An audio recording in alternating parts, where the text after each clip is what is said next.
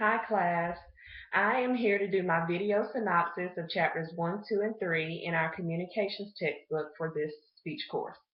Chapter 1 discusses the processes and principles of communication. We're connected now more than we've ever been before, and we're connected in more ways than we have before. There's many more forms of communication now. Through the internet, social media, text messages, we're always communicating and connecting with several different people. Facebook, social media is one of the biggest means of communication now. Facebook being one of the main ones. Facebook a few years back surpassed 845 million viewers. So that's a lot of people. And that was back in 2011. So we're constantly in contact with so many people. We're constantly connected with people. So it's very important that in that connectedness we maintain our integrity. Once we put things out there, it's kind of hard to and almost nearly impossible to get it back. So there's a level of good ethics that we should practice when we're using social media. Another thing about our connectedness with so many people is that we're becoming intertwined with people from all different walks of life, and that's due to being connected through the internet and through social media and just the ease of communication now. So we're able to interact with so many different people. It helps us to be able to sympathize, empathize with people from all walks of life. People are becoming more friendly with people who they've never thought they'd be friends with in their entire life, people from other countries even, me personally also. So I consider that a very, very good thing as far as what social media has brought to communication.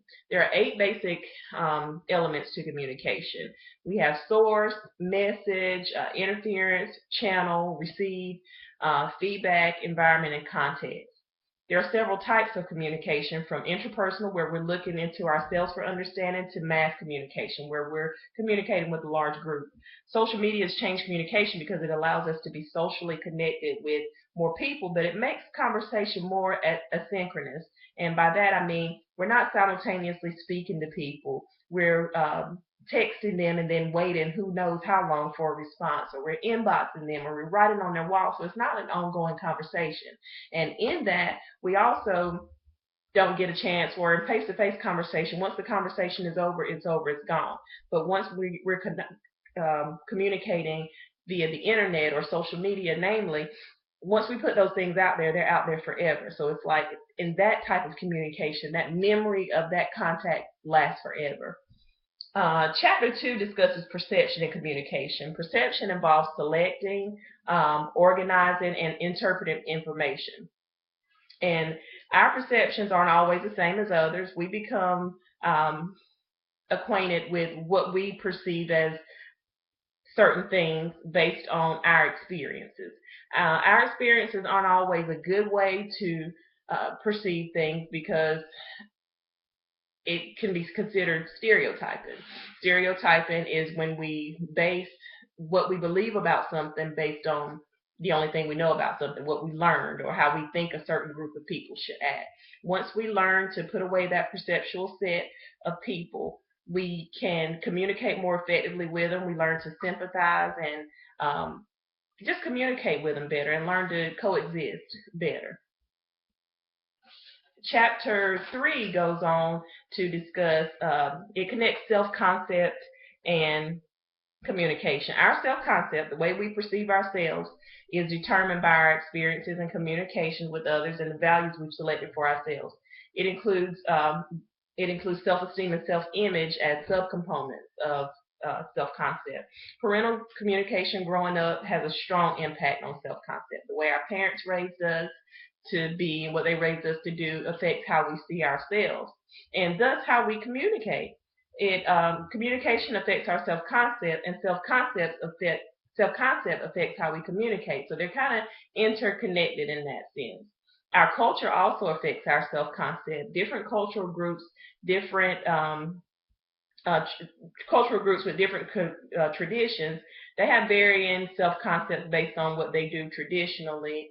And those factors affect how people see themselves, how they communicate with others, and how they can communicate with the world.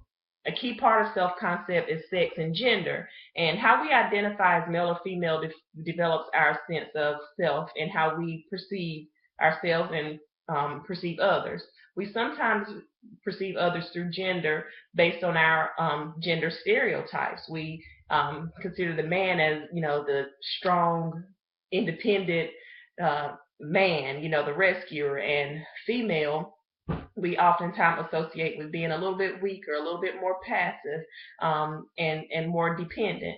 And when we have those set perceptions, it affects the way that we see people and the way we communicate with them. So we got to kind of learn how to be open-minded and learn how to perceive things the way they are rather than the way we have been programmed to think in our mind.